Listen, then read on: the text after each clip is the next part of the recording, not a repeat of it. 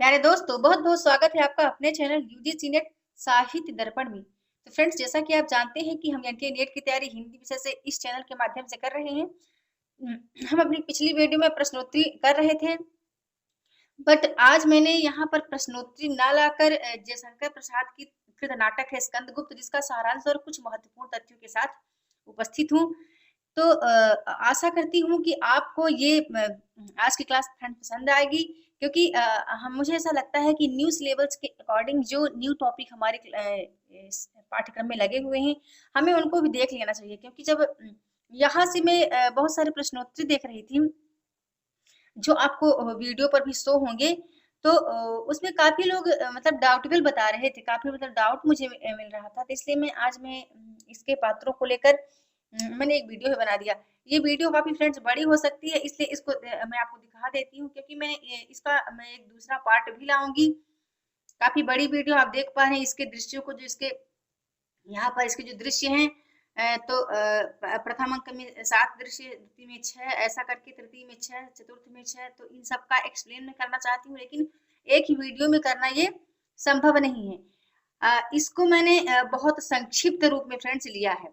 Okay, तो इसका आज हम यहाँ पर थोड़ा सा इसकी जानकारी लेंगे, इसके पात्रों का। इसके पुरुष पात्र कितने हैं, स्त्री पात्र कौन कौन है। क्योंकि जब आप ये सब समझ लोगे ना, तो इसके बाद आपको ये नाटक जो है बहुत इजी लगने लगेगा। चलिए स्टार्ट करते हैं अपनी क्लास को। इस नाटक का रचना काल कब हुआ? 1928 ईस्वी में।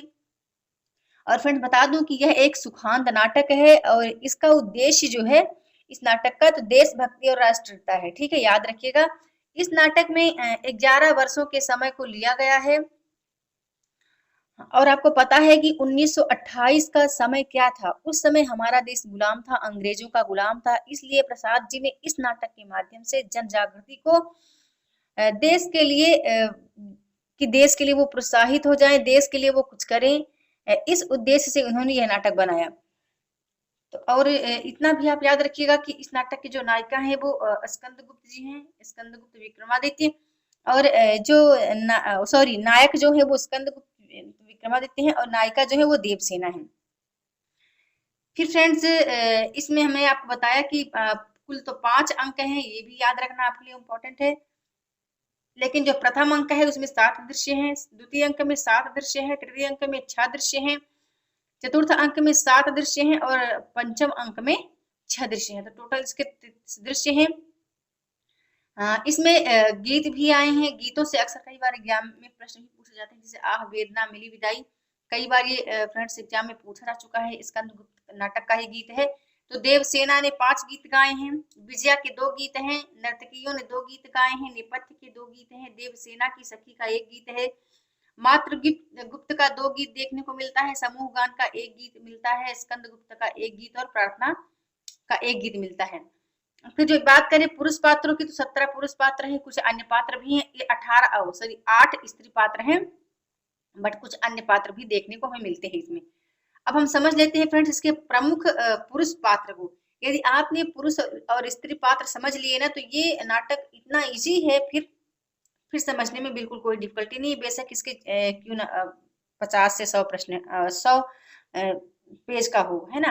पहले इसके पात्र परिचय को समझते हैं। तो स्कंदगुप्त कौन है?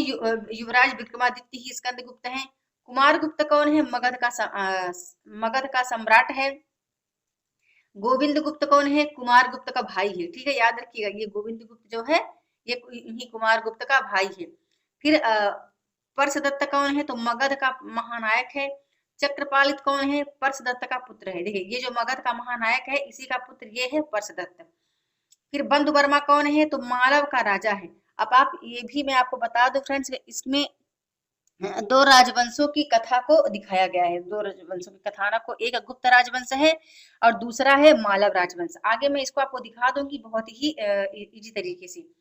फिर आते हैं भीम वर्मा। तो भीम वर्मा कौन है? बंधु वर्मा का भाई है।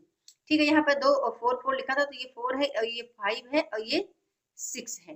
ओके फ्रेंड्स, तो भीम वर्मा कौन है? बंधु वर्मा का भाई है। आगे इन सब किरदारों का आपको बड़ी सरलता से समझ में आ जाएगा। फिर आते हैं मात्रगुप्त। तो कार्यकर्ता कालिदास हैं। यहाँ पर प्रपंच बुद्धि होना चाहिए, ठीक है। प्रपंच बुद्धि बौद्ध का पालिक है। सर्वनाग है जो कि अंतर्वेद का विषयपति है। कुमारदास वातुसेन सिंहल का राजकुमार है। पुरगुप्त जो है वो कुमार गुप्त का छोटा बेटा है, ठीक है। देखिए पुरगुप्त जो है कुमार गुप्त का छोटा बेटा है। और जो स्कंद गुप्त है वो कौन है, कुमार का बड़ा, स्कंद गुप्त जो है वो बड़ा बेटा है, ठीक है, कुमार गुप्त का।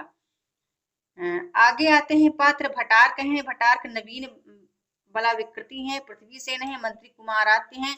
यहाँ पर खिंगिल होना चाहिए, जो सिंगिल लिखा है खिंगिल होना चाहिए, ठीक है, खी आएगा, खिंगिल होना चाहिए। तो ये हूण आक्रमणकारी है। मुदगल विदूषक है और प्रख्यात कीर्ति है। ये पुरुष पात्र हो गए 17। नेक्स्ट आती है स्त्री। तो यहाँ पर बहुत लोग, जब मैं यूट्यूब पर पढ़ रही थी फ्रेंड्स, तो बहुत लोग मतलब डाउटफुल बता रहे थे कि कभी कोई देवकी को कुछ बताए, कभी कोई मतलब ऐसा करके। तो मैंने कहा इस पर एक वीडियो बनानी चाहिए। और जब मैं कमेंट पर देख रही थी तो काफी लोग मतलब क्वेश्चन भी कर रहे थे कि फ्रेंड्स यहाँ पर सर आप यहाँ पर गलत कर रहे हैं, गलत बता रहे हैं ऐसा करके। तो मुझे लगा एक वीडियो सर बना देनी चाहिए, क्योंकि हो सकता है न्यू सिलेबस के अकॉर्डिंग ये दिया गया है, तो शायद एग्जाम में यहाँ से काफी प्रश्न बन सकते हैं। तो चलिए चलते हैं स्त्री पात्रों की। और जो ये देवकी हैं कौन है, कुमार गुप्त की बड़ी रानी है, स्कंद गुप्त की माता है, ठीक है। कुमार गुप्त की 2 रानियां थी, तो ये बड़ी रानी थी देवकी। और अनंत देवी कुमार गुप्त की ही रानी है, लेकिन छोटी रानी है और पुरगुप्त की माता है, यानी पुरगुप्त इनका पुत्र है अनंत देवी से। और देवकी जो है स्कंद गुप्त, ठीक है। स्कंद गुप्त है कुमार गुप्त का बड़ा बेटा, यानी देवकी का पुत्र है। और ये अनंत देवी का पुत्र है पुरगुप्त। आगे आता है जयमाल है।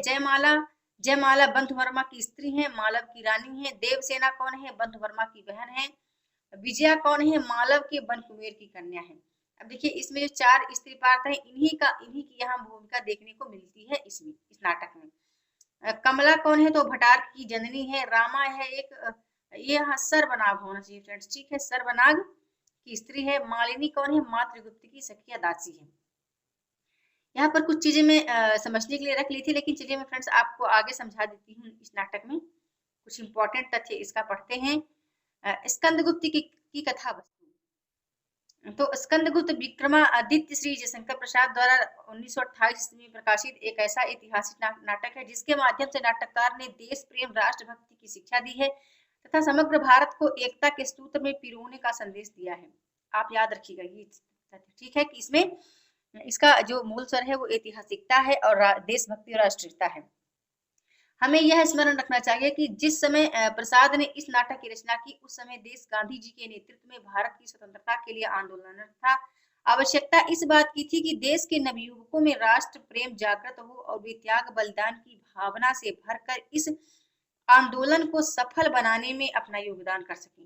प्रसाद जी के अधिकांश नाटक इस उद्देश्य की पूर्ति करते हैं। इसलिए उनके नाटकों के संबंध में यह कहा जाता है कि भले ही उनकी नाट्य रचनाओं के कथानक इतिहास से लिए गए हों, पर वे अतीत के पट पर वर्तमान का चित्र प्रस्तुत करते हैं। नेक्स्ट देखते हैं हम स्कंदगुप्त नाटक की कथा वस्तु का संबंध 2 राजवंशों से है। देखिए यहाँ पर मिल गया ना कि 2 राजवंशों से है।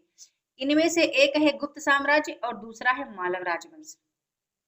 गुप्त राजवंश, दूसरा है मालव राजवंश। नाटक के नायक स्कंदगुप्त का संबंध गुप्त राजवंश से है और नाटक की जो नायिका है मालव वंश की राजकुमारी है, वो कौन है, देवसेना है। स्कंदगुप्त के कथानक को समझने से पहले हमें इन दोनों राजवंशों को समझ लेना चाहिए। संभवतः इसी कारण प्रसाद जी ने इस नाटक के प्रारंभ में दोनों राजवंशों का विस्तृत परिचय वंश वृक्ष के रूप में दिया है। तो चलिए पहले इनका हम थोड़ा सा समझ लेते हैं फ्रेंड्स, क्योंकि यदि आपने इतना समझ लिया तो ये आपके लिए इतना कठिन नहीं होगा। और दूसरी बात, आप मैंने जो प्रमुख पात्र परिचय बताए हैं उन पर भी आप एक नजर रखिएगा।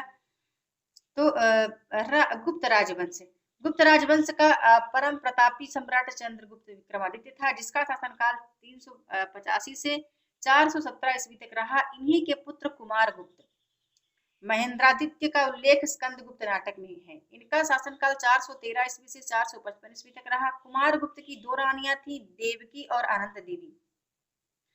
तो कुमार गुप्त और महारानी देवकी की संतान नाटक का नायक स्कंदगुप्त है, जबकि कुमार गुप्त और अनंत देवी की संतान छोटा पुत्र पुरगुप्त है।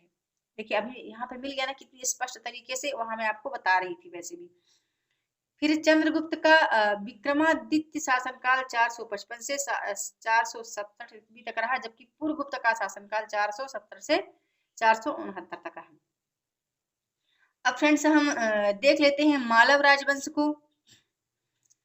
तो मालव राजवंश का प्रथम शासक सिंह वर्मा, गुप्त राजवंश के शासक समुद्रगुप्त 355 से 385 ईस्वी का समकालीन था। सिंह वर्मा के पौत्र विश्ववर्मा के दो पुत्र और एक पुत्री थी।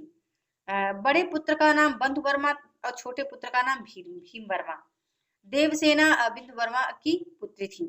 नाटक के प्रारंभ में यह सूचना दी गई है कि मालव नरेश सम्राट विश्ववर्मा की मृत्यु हो गई है तथा अब मालव राज्य के उत्तराधिकारी के रूप में बंधु वर्मा ने शासन संभाल लिया है।